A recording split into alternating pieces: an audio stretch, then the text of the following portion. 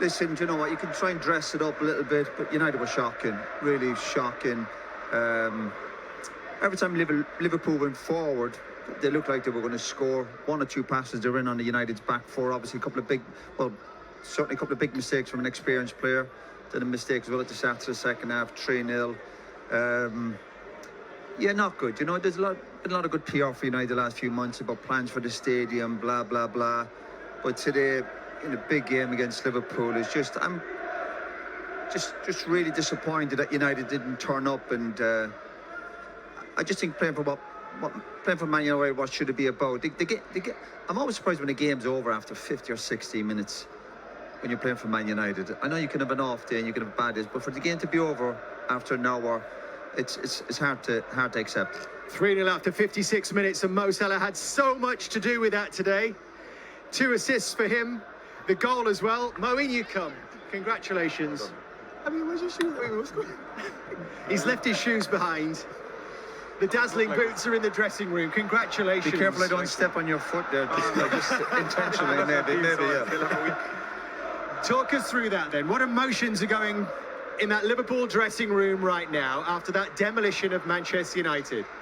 It's a great result, you know. Everybody know that derby is like very important for the city, for the fans. So also the manager, like first game for him in here. So we're so happy for the result, and yeah, we need to just carry on.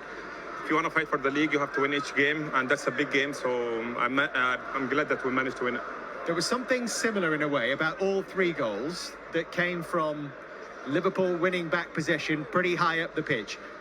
Was that a key part of the game plan here this afternoon? I managed to be involved in 3, so I'm happy about that. Yeah, I think the manager like us to press high, and they did a couple of mistakes, and we managed to use them. So yeah, it was part of the plan. And when you do win the ball back, moving it so quickly. Now, we've seen that from Liverpool before, but is this different? The precision that we're seeing in these Liverpool attacks? It's not quite, not a big difference, because with Jurgen first a few years we were always like this. We tried to get the ball as high as possible. Then with the time we managed to change our system or the way that we play. But yeah, it's quite similar than like 7 years ago. But yeah, I think the manager has his own system, and we all try to adapt to that. Aki, you got to talk to me about your summer. You've come back, bro. You're smiling ear to ear. You got a new trim. Listen, what's the vibe, man? What was the summer for you? You've come back, you're flying, you're sharp. 3 goals, 3 assists. Tell me about it, bro. Honestly, I had a good summer. I had a long time to just to stay with myself and try to think positive, because as you know, this is my last year in the club. I just want to enjoy it, and just I don't want to think about it, but just like I feel I'm free to play football, and we'll see what's going to happen next year. Can I ask you something? In the second half, are you surprised, Mo, how easy it was? Did it seem like an easy game? Well, you scored 3 goals. You could have scored 5, 6 goals. The chances you missed. To be fair, I was surprised because the game was open, and we knew that after first half they are 2-0 down, so they're gonna come and just try to play man marker and just run behind us in the whole pitch. But I agree with you. I was a little bit surprised because the game could finish 5 or 6, but still it's a tough team. But today it wasn't their day. And bro, against Man United, you always seem to do something, whether it be a goal, whether it be an assist. Today you did here. Yeah, 7 games in a row. You did the assist, and I know you was thinking, yo, I need a goal. Yeah, to be fair, I just like I was in half time. I managed to give 2 assists, and just like it's my time to score. I want to score. I love to score. This is something I really love to do, and as much as I score and the team winning, that's the most important thing. Well, if you don't know, his name is Mo. This brother loves to score goals, baby. He loves scoring goals. What else has changed, Mo, with this manager? It's been a brilliant start for him. It's quite tricky to say, but I think everybody now, like also before we have Jurgen for 7 years, so it's kind of you get like in comfort zone somehow. He was always trying to push us outside our comfort zone, but you know when you are with the manager for 7 years, somehow you get into the comfort zone. But with the new manager, he comes with his style, and he just wants everybody to adapt. And he had a few meetings with the senior group, and just like he told them, look, you need to set an example for the young players, and yeah, you need to work hard. And yeah, I think we're following the system well, and hopefully we carry on like that. And if this is your last season, as you say, this could be your last time ever playing here. Yeah, to be fair, I was coming to the game. I said, look, it could be a last time. Nobody in the club talked to me yet about contracts, so I just like, okay, I played my last season and see it in the end of the season. You'll miss this place though, won't you? My You might second come back favorite in the place. FA Cup. You might come back in the FA I Cup. don't know with which club, but so far, yeah, my last game here was Liverpool. Well, look, we hope that it's not. You know, I hope. It's not up to me, but nobody talked to me about from the club, but we will see. We wish you well, Mo. Congratulations on a Thank you brilliant very start much. to the season and Thank you. a great day for Liverpool today. Thank you, Mo. What was the line? If you don't know, it's... If you don't know, it's Mo. Yeah, and you can't really argue with that because 3 don't know, goals, now 3 you know. assists, 3 games into the season. As Daniel said, it looks like he's He was really brilliant. enjoying his football. You know, talk about world-class performance. He was brilliant. He's a threat, his goals record, his little touches, his movement. And again, when you watch them live, you see the bigger picture. Honestly, great example. You know, I really enjoy watching him. Obviously, it's hard to take for United today, but you've got to give credit where it's due. He is a world-class player. Roy didn't like our exchange. They had a little bit of banter together, you know, just... Yeah, I know, but listen, I warned you before. You got to say humble in victory and defeat. You obviously didn't listen, did you? I was having a chat with my old pal. That wasn't a chat. That was a bromance thing going on. Daniel, are Liverpool going to let him go? I'd be surprised, It's to not be up to honest. I'd be Liverpool. surprised. I'd be surprised. I think Mo has obviously achieved pretty much everything he could at the club, but I've not seen him happier. The way he was speaking then was as if, like, you know, I want to be at the club. If the club are going to give him what he wants, then he's going to stay. That's inevitably what's going to happen. But the way he looked there, he looked happy to me. I've not seen him smiling ear to ear like that before. So to be fair, I really hope he does stay because he's been magnificent. He's in control of all of that. Yeah. I know the clubs have policies about lending contract when players get to 31, 32, whatever the Liverpool situation is, but he's in total control of that. He'll decide what he's going to do, whatever contract they might come up with. You think they'll obviously have to offer him the contract. He's an amazing player, but he will have, well, put it this way, he will have plenty of options. He certainly will. And you see how sharp he is today. He's talking about almost this kind of freshness within the club. And let's talk about these goals from a Liverpool perspective, first of all. Danny, there's loads of time to pick the bones out of United later. Absolutely. I mean, in this moment here, we mentioned Casemiro earlier on, but it's the cross from Mo is absolutely magnificent. Szoboszlai's awareness to leave it, and Luis Diaz decisive with the header. It's a fantastic move, to be fair. For me, I feel like when you're looking at the numbers here, we're seeing 5 versus 3, man.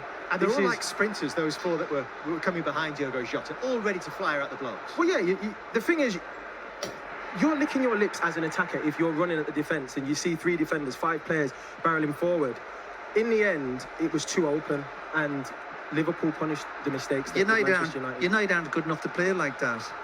They can't have their fullbacks getting forward like that. As soon as they make one mistake against the good teams, they're going to get punished. We're almost going around in circles talking about it. They're not good. If Casemiro's made a mistake, of course he has. An experienced player, he's got to take a touch in it. But he's got fullbacks running ahead of him, and it's just not on.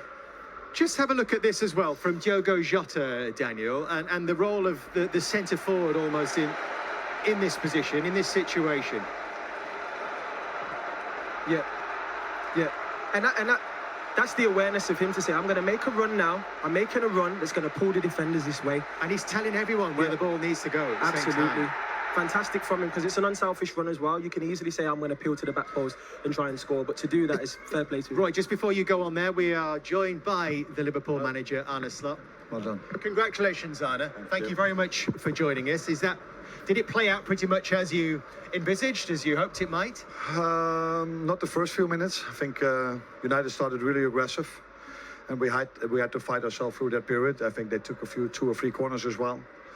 But if you go to Old Trafford, you know that there will be tough moments, and we fought ourselves through that. And one of the main things what I liked is after scoring a great goal, which was disallowed, that we just kept on playing the way we did before. And in the end, some nice goals. And we needed Alisson in the second half to make 2 important saves, but a deserved win, I think. Can you tell us something of your game plan, particularly when it came to United's build-up from the back? There's not a specific game plan in the build-up from the back, so we always want to press the opponent high. That's what Jurgen did. That's what we tried to continue. The game plan was more when we had the ball, where normally in the last 2 games, Dominic Szoboszlai played more from the right. Today we played him from the left. But without the ball, we always try to press as high as we can. and we scored I think a few goals from a high press. Yeah, yeah, and one was disallowed. And that was from playing out from the back. So I would have loved that one to count, but unfortunately it didn't.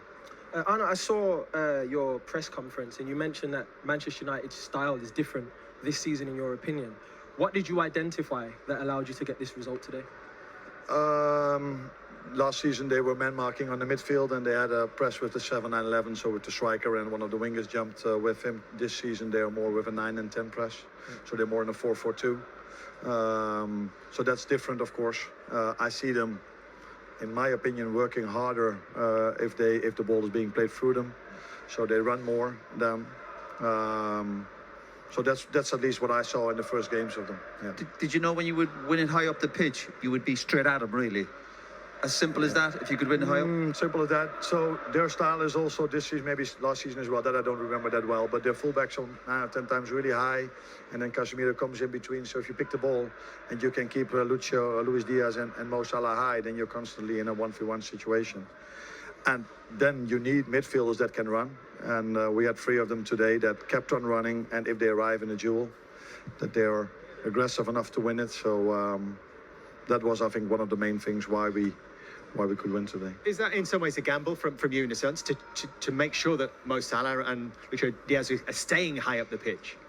It's only a gamble if they play through or over that they stay where they are. But if they then sprint back, it's not a gamble. And I think today we saw a lot of moments where our forwards, but the whole team, but especially also our forwards, tracked back so aggressively.